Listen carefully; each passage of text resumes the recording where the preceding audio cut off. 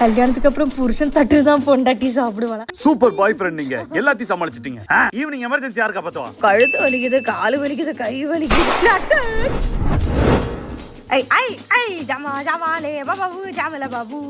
அப்பா, இவ்வளவு கூட்ட அலையறதுக்கு கால் வலி தான் மிச்சம்.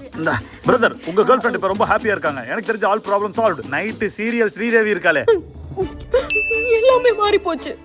முதல்ல செல்லோ தங்கம் பட்டுன்னு கூப்பிடு, இப்போ பூஜாரி பேரை சொல்லி கூப்பிடு. ஐயா, எவ்வளவு சாப்பாடு!